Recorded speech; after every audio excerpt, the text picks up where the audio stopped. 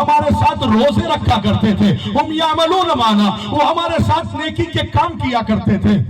ان کی زندگی کیسی بھی تھی، لیکن جب ہمارے دربار پر آیا کرتے تھے تو پوچھتے تھے کہ فجر کی جماعت کا وقت کیا ہے؟ گھر میں تو پڑا رہتا ہے، لیکن چھٹی پر جب پہنچا تو مجھے بھی لوگ پوچھتے ہیں استاد یہ فجر کی جماعت کا وقت کیا ہے؟ میں نے کہا وارے پوٹ رہا، گھر پہ تو کبھی اٹھا نہیں، لیکن یہاں کہا کہ یہاں سجدوں کی قبولیت کی ضمانت سامنے موجود ہے، سجدہ کریں گے، قبول کرانے والا حسین کا پوتا تشریف فرما ہے۔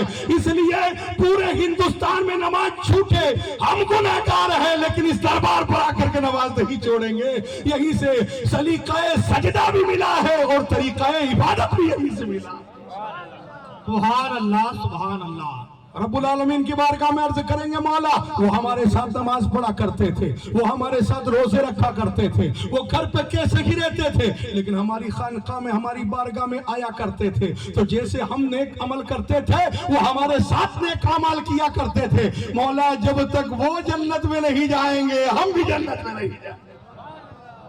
نعرہ تکبیر، نعرہ تکبیر۔ اٹھ کر کے چلے گئے اور ان کے منہ سے دھوئیں بھی نکلتے ہوئے نظر آ رہے تھے۔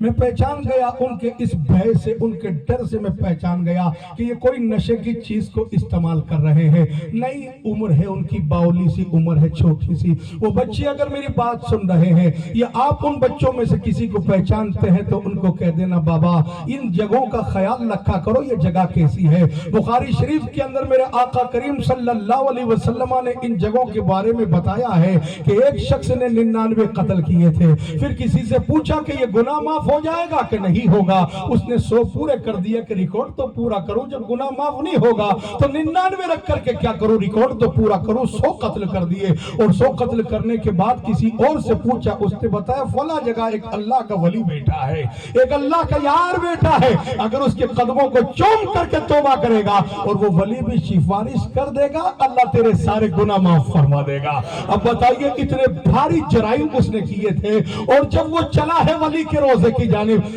آدھا راستہ اس نے پار کیا ہوگا کہ فرشتے آ گئے، روح کو قبض کر لیا، اور فرشتے روح قبض کر کے لے گئے نا تو پھر عذاب کے فرشتے آ گئے کہ 100 قتل کیے ہیں جہنم میں لے جائیں گے، ثواب کے فرشتے آ گئے کہ توبہ کرنے جا رہا تھا، نیت بڑی اچھی تھی اس لیے جنت میں لے کر کے جائیں گے۔ اب جب زمین کو دونوں طرف سے ناپا گیا تو زمین بھی دونوں کی برابر تھی، اس کے گاؤں کی زمین بھی برابر ہے اور ولی کے دربار کی زمین بھی برابر ہے۔ تب رب العالمین کی بارگاہ سے اعلان ہوا اس کا چہرہ دیکھا جائے، چہرہ کس طرف ہے؟ تو جب چہرہ دیکھا تو خدا کی قسم چہرہ ولی کے دربار کی طرف، چہرہ کس طرف تھا؟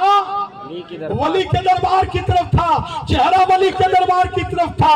اعلیٰ حضرت فرماتے ہیں نا جب گرے منہ سوئے میں خانہ تھا، جب گرے منہ سوئے میں خانہ تھا، ہوش میں ہیں یہ بھاگنے والے، ہوش میں ہیں یہ بھاگنے والے۔ یہ دنیا کا دارو پیا ہوا ہوتا ہے جو ہوش کھو بیٹھا کرتا ہے، اور جو جلوائے غوث اعظم کو دیکھ کر کے پی لیا کرتا ہے، توحید کی شراب پی لیتا ہے، رسالت کے عشق کی شراب پی لیا کرتا ہے، وہ اتنا ہوشیار ہوتا ہے کہ جب گرتا بھی ہے تو چہرہ یا تو اجمیر کی طرف ہوتا ہے یا بغداد کی طرف ہوا کرتا ہے۔ اسی لیے بریلی والے کہتے ہیں جب گرے تو منہ سوئے میں خانہ تھا، ہوش میں ہیں یہ بہکنے والے۔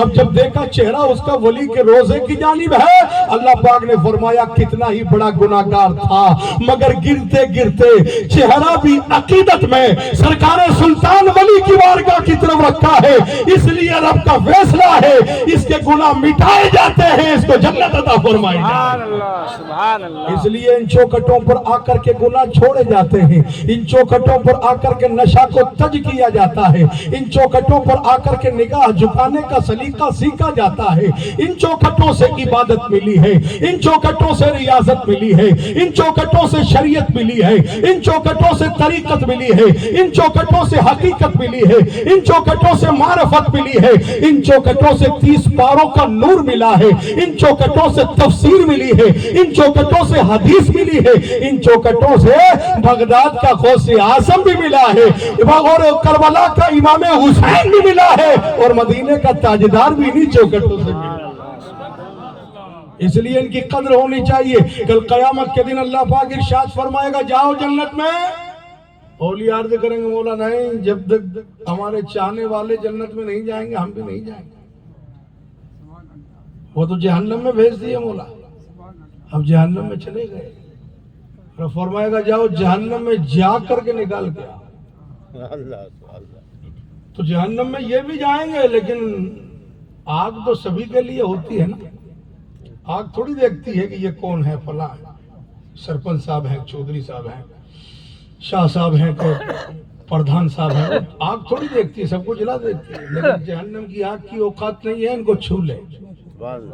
یہ جہنم میں جائیں گے، جہنم میں گھسیں گے، داخل ہوں گے، دیکھیں گے اے پروردگار جہنم میں کون پہچانا جاتا ہے، سب کے چہرے تو جھلس جائیں گے، جسم جھلس جائیں گے، یہ دنیا کی آگ، شارٹ سرکٹ کی آگ، یہ بس کی اے سی کی آگ جب شکلیں نہیں پہچاننے دیتی ہے تو جہنم کی آگ میں کون شکل پہچانے گا؟ تو حدیث پاک کے اندر یہ بھی جملہ ملتا ہے کہ رب جب ایسے لوگوں کو جہنم میں اگر ڈال دے گا نا تو جہنم سے فرمائے گا اے جہنم جسم پورا جلا دینا مگر چہرہ چھوڑ دینا، اس لیے کہ ان کو پہچاننے والے عنقریب آنے والے۔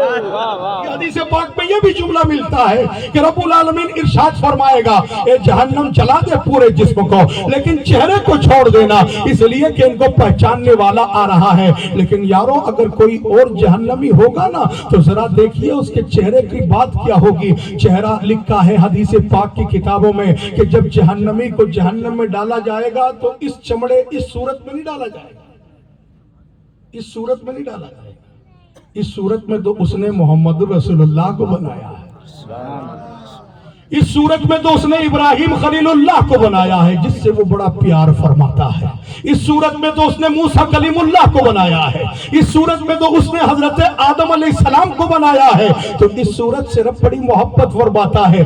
اس لیے جہنمی کو جب جہنم میں ڈالا جائے گا نا تو اس صورت میں نہیں ڈالا جائے گا، اس کی ایک ڈاڑ، دانت والی ڈاڑ، اس کی ایک ڈاڑ احد پہاڑ کے برابر ہو۔ مدینہ شریف کے باہر احد پہاڑ ہے، 7 کلومیٹر لمبا، 4 کلومیٹر چوڑا، اس کی ایک ڈاڑ احد پہاڑ کے برابر، اور اس کو اتنا بڑا کر کے ڈالا جائے گا کہ اگر اس کو دنیا میں اتارا جائے گا تو مکہ شریف اور مدینہ شریف کے بیچ میں جے پور سے جودھ پور سے زیادہ فاصلہ ہے، جے پور سے جودھ پور جتنا ہے نا اس سے زیادہ مکہ شریف مدینہ شریف، کہ اگر اس جہنمی کو دنیا میں اتارا جائے نا تو اس کا حجم، اس کی جسمانیت مکہ اور مدینہ کے درمیان پوری سما جائے، اتنا بڑا کر کے جہنمی ڈالا جائے گا جہنم کے اندر، اور آگ ہی آگ ہے، آگ ہی آگ ہے۔ آج گناہ کرتے ہوئے ہم کچھ نہیں سوچتے ہیں، نگاہ اٹھتی ہے بے پردگی کی طرف جاتی ہے، اور ہم سوچتے ہیں کہ یہ ہمارا حق مردنی ہے کہ ہم مرد ہیں، اس لیے ہمارا حق مرد ہے کہ ہم جس پر چاہے اپنی نظر اٹھا سکتے ہیں اور جو چاہے دیکھ سکتے ہیں۔ ان سے میری گزارش ہے تیری بھی امی جان گھر میں ہے، تیری بھی ایک بہن گھر میں ہوگی، تیری پیٹ کے اندر بیٹی کی آگ پنپ رہی ہوگی، اور دنیا اگر کہے گی کہ ہمارا بھی حق کے مردانہ ہے کہ ہم بھی کسی کو دیکھیں تو بتا تجھے تکلیف ہوگی کہ نہیں ہوگی۔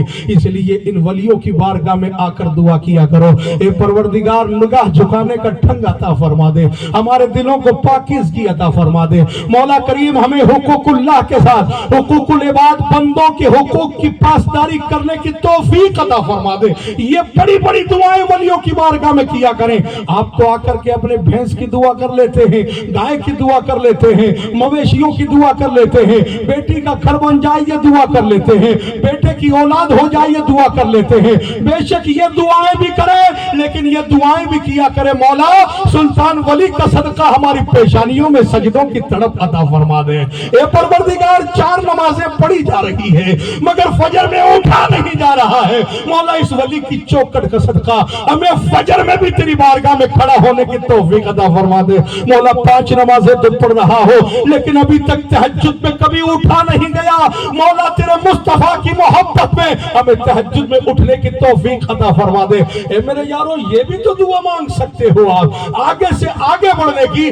آج جلسے میں آئے ولی سے جڑے ہوئے ہیں لیکن اگر میں کہہ دوں کہ مجمع میں ایک شخص کھڑا ہو کر مجھے دعائے قنوت سنا دے جو وتر میں پڑھی جاتی ہے،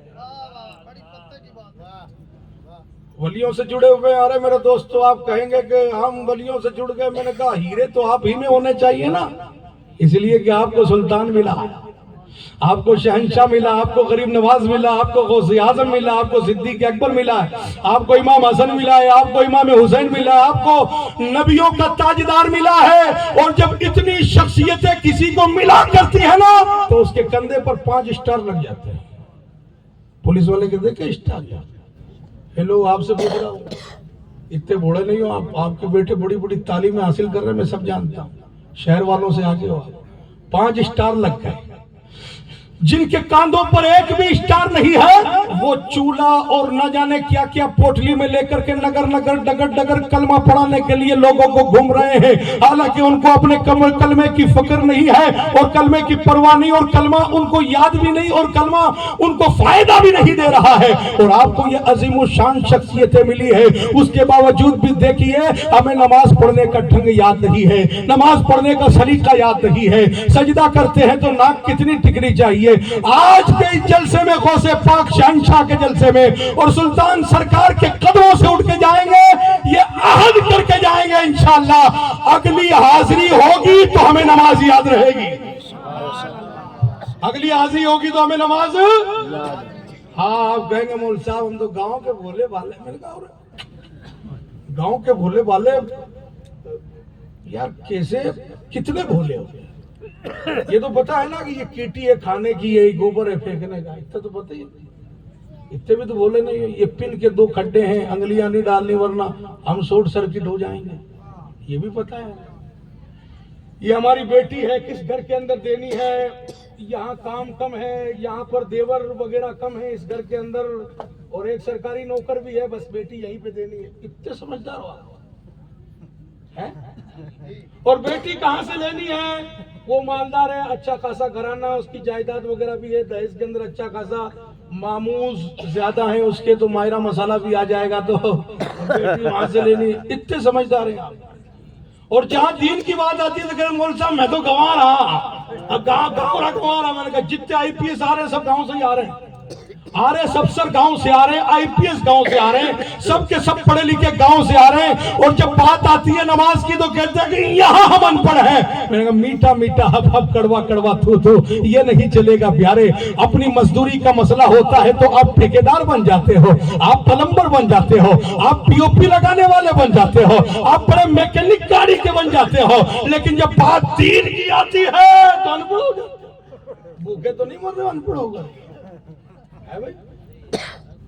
دھیان رکھو ان چیزوں کا۔ ہاں یہ سوال قیامت کے دن ہم نہیں کریں گے، اللہ پاک کریں گے۔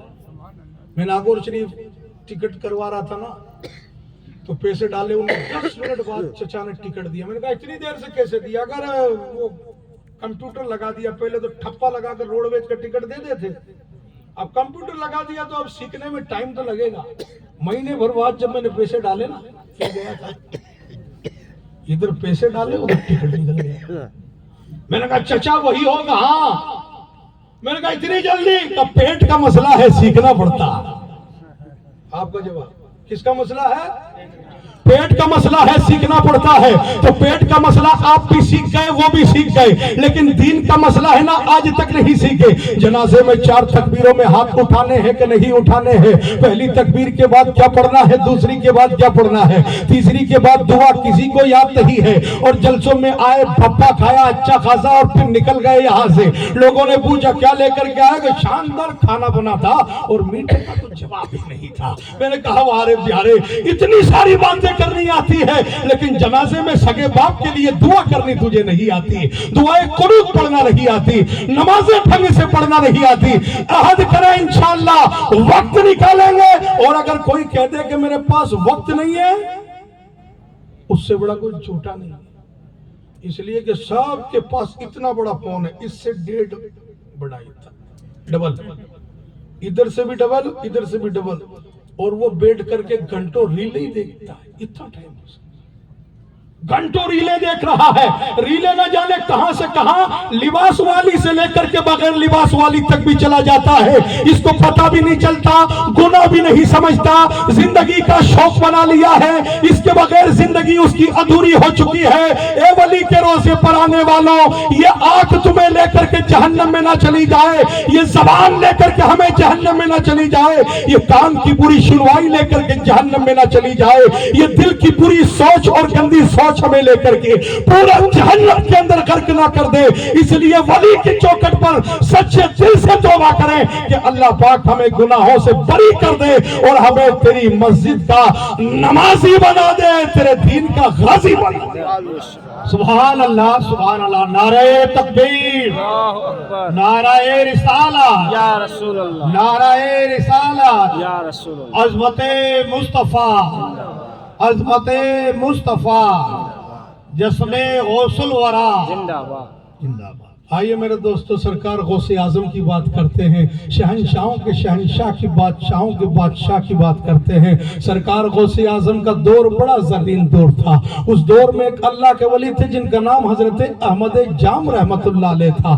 ایران کے شہر جام میں رہا کرتے تھے، اور ان کی شان بتا دوں، آپ کی توجہ ہے تو سن لیجئے۔ ولیوں کی چوکھٹ پر بیٹھے ہیں، ولیوں کی باتیں سنیں، اور خوش نصیب ہیں بریلی سے آواز آتی ہے، کیسے آقاؤں کا بندہ ہوں رضا، بول والے ہیں میری سرکاروں، سرکاروں کے، بول والے ہیں میری سرکاروں کے، کیسے آقاؤں کا بندہ ہوں رضا، بول والے ہیں میری سرکاروں کے۔ خدا کی قسم سنیو، شکر کرو امام احمد رضا کا، سارے شہنشاہ ہمیں لا کر کے عطا کر دیے ہیں۔ کلیر کا بادشاہ بھی ہمارا ہے، اجمیر کا سلطان بھی ہمارا ہے، ناگور کا صوفی حمید الدین بھی ہمارا ہے، یہاں کا سلطان بھی ہمارا ہے، غوث اعظم بغداد کا تاجدار بھی ہمارا ہے۔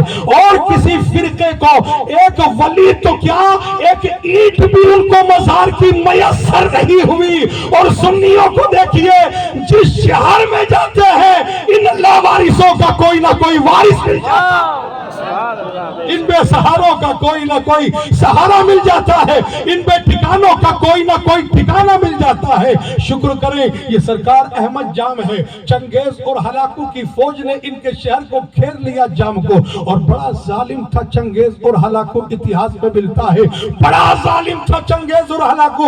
اس نے آ کر کے گھیر لیا، یہ منگول تھے، اور آ کر کے گھیرا، صبح ماریں گے مسلمانوں کو جام کے۔ اور جب یہ مارتا تھا نا، اتہاس پڑھا ہوگا، ٹیچر صاحب بیٹھے ہیں پڑھے لکھے لگ رہے، پوچھنا ان سے، یہ مارتا تھا کمینہ تو مسلمانوں کے سروں کی کھوپڑیوں کا مینار بنایا کرتا تھا، اوپر سے اوپر مینار بناتا، جس سپہ سالار کا مینار اونچا ہوتا اس کو انعام دیا جاتا تھا۔ اتنا مارتا تھا کہ محلے کے مسلمانوں کے محلے کے کتوں کو بھی مارتا تھا، بکروں کو بھی مارتا تھا، مرغا مرغی بھی نہیں چھوڑا کرتا تھا، بڑا ظالم تھا۔ جب شہر جام کو گھیرا نا تو لوگ پریشان ہو کر کے سرکار احمد جام کی بارگاہ میں پہنچے، عرض کی حضور، کل جب پریشانی آتی تھی تو صحابہ حضور کی بارگاہ میں جاتے تھے، آج ہم آپ کی بارگاہ میں آئے، حضور گھیر لیا شہر، صبح نسلیں تباہ ہو جائیں گی، بیویاں بیوہ ہو جائیں گی، بچے یتیم ہو جائیں گے، اور سبھی کو مارا جائے گا، تہس نہس کر دیا جائے گا، اس لیے کرم فرمائیے۔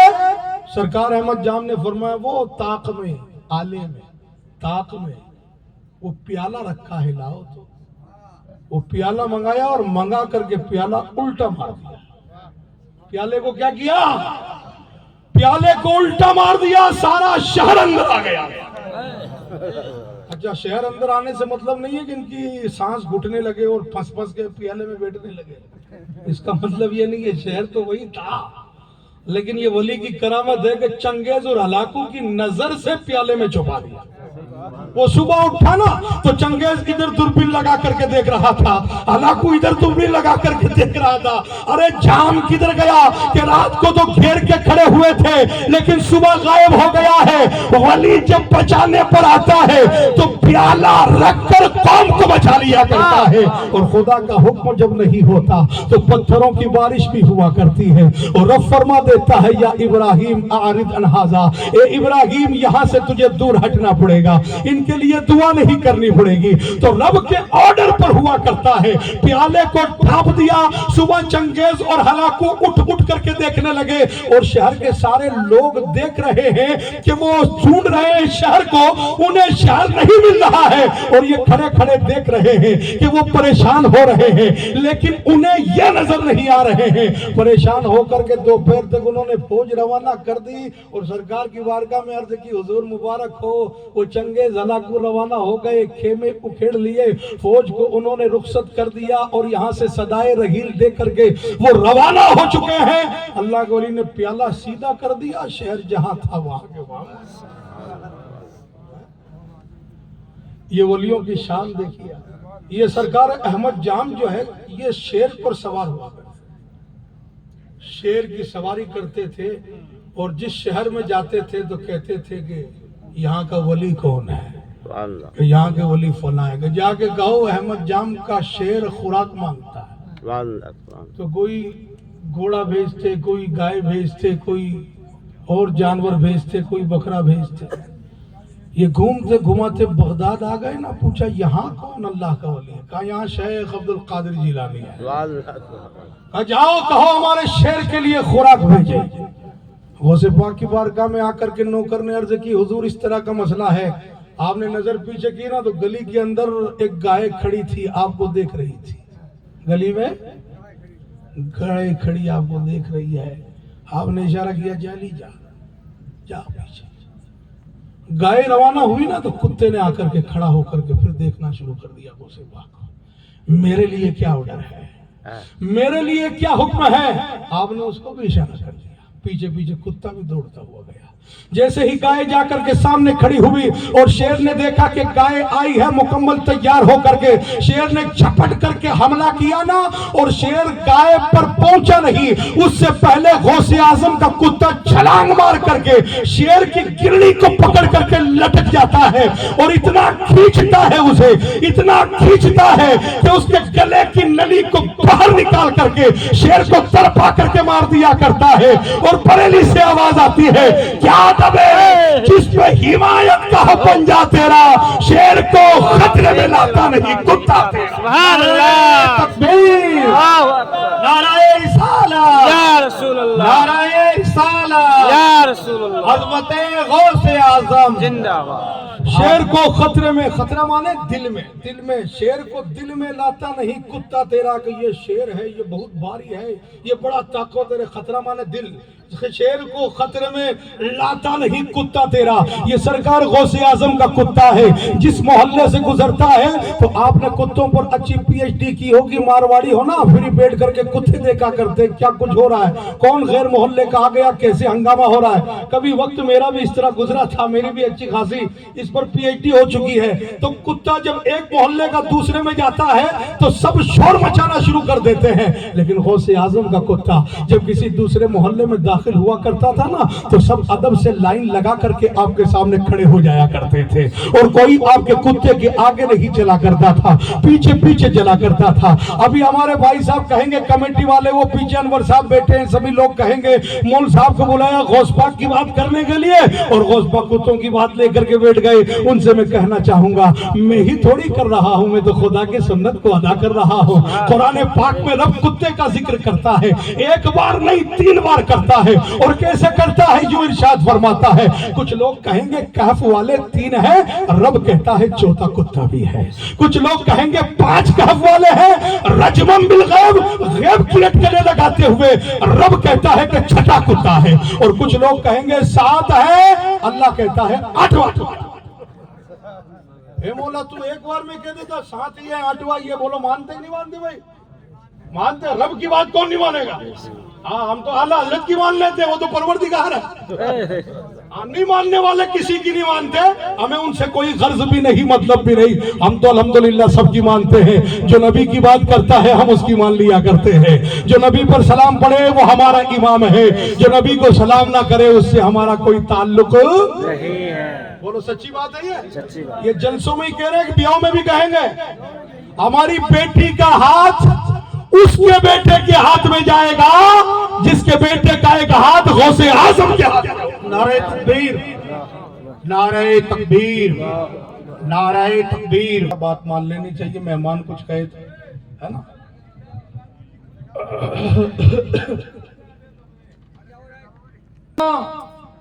ये जुमला नहीं रहना चाहिए, जुमले पर अमल भी होना चाहिए।